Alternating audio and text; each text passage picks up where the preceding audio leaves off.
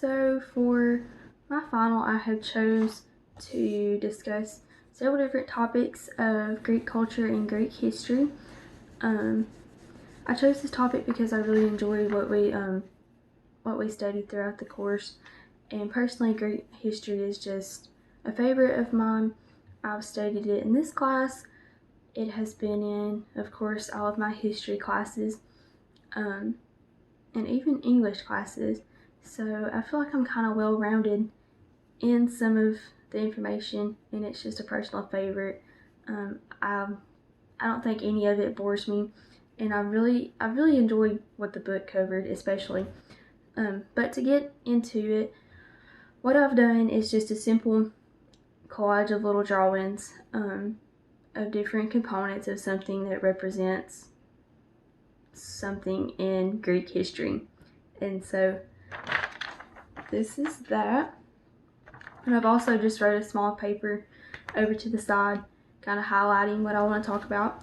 And so just to get on into it, the first component of my collage that I want to discuss would be the masks that represent Greek drama. Obviously these would be used in a play, and I really like the whole Greek drama idea. There's several different interesting key factors about it. In ancient Greece, words were really the main part of communication.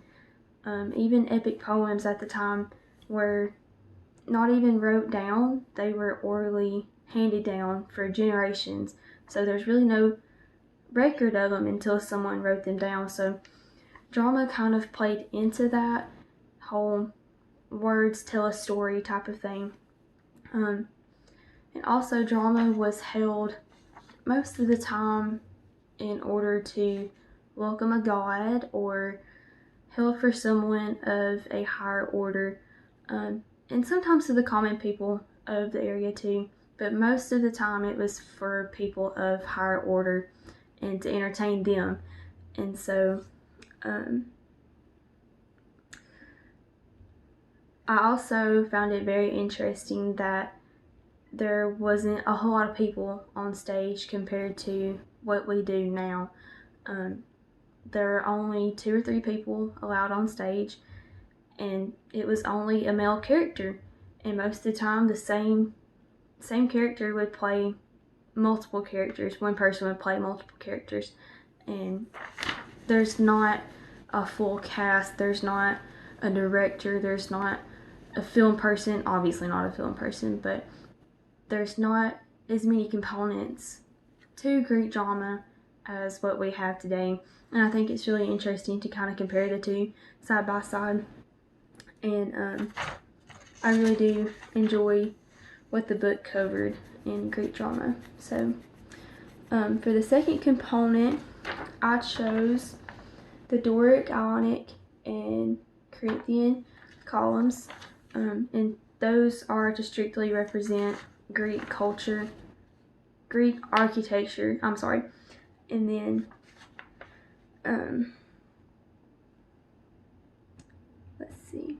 To me, Greek architecture is really an art all in itself. It's intricate, it's different. There's so many different types of styles depending on the time that it was built. The Greeks were obviously known for their temples, their theaters. They built stadiums, like I mentioned, for drama, and then places for people of higher order. And then, if I'm not mistaken, they also built the first apartment complex, which would be the first 2-story building, or the first buildings with multiple stories to them. And so they were really ahead of the game for their time and what they were building, and the thought that they were putting into it, the intricate designs. And so let's see. To discuss the columns individually, the Doric, Ionic, and Corinthian were obviously the first 3. There's actually 5 orders of columns, but the first 3 were what gave way to the next 2. And so these 3 kind of influenced the style of the building, and I found it really interesting that depending on the type of column, it would kind of depend on what type of building it would be. Probably like a Corinthian column would go on a place of worship or a place where a person of higher order lives, and then Doric would go on really simple building, possibly someone where the common people lived or people of lesser wealth lived. And then Ionic is somewhere kind of in the middle, not rich, not poor. I could see it kind of like on a middle class house or something of that sort. And so obviously this did influence the types of buildings that it was on. And so I really liked the intricate design of the last one. Most of the time if you see a Corinthian column, it's going to be a beautiful building. And so that's all that I have for the columns. And as for the third component, I chose to draw just a simple pottery vase type drawing. And so Greek art has been one of my favorites to study. Also like architecture, I mean there's lots of different types, there's lots of different styles. I just like the looks of it. It's very different from any other time period. And one of the things that was definitely my favorite while studying in this book, Greek art, was the fact that it was a mix of naturalistic and idealistic thoughts kind of put together. The human bodies that they sculpted were ideal. They were what you see in everyday life. They weren't perfect. They weren't what we would see as unperfect in our day. They've really focused heavily on conveying real life situation and real life people. And I think that's something that's so cool. I think it's something that we need to bring back today. I chose to do the pottery because even though we see them, and I'm not an artist, I didn't draw any type of intricate design on this, but most of the pottery that they did do had something meaningful on it, something that had some symbolism behind it.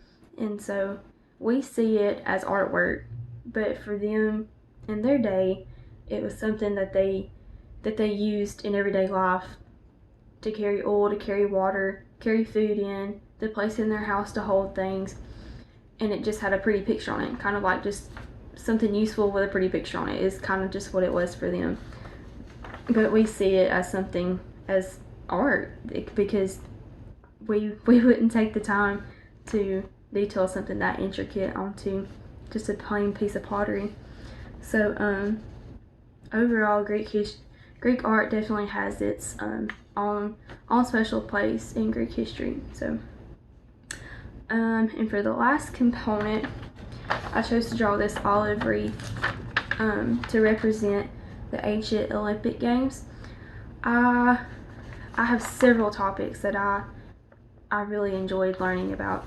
To start off, I really didn't know that the Olympic Games started in ancient Greece or even the ancient world. I kind of just thought it was something new or modern. And so once I got studying about it, there was several different things that I learned that were similar, but many that were different.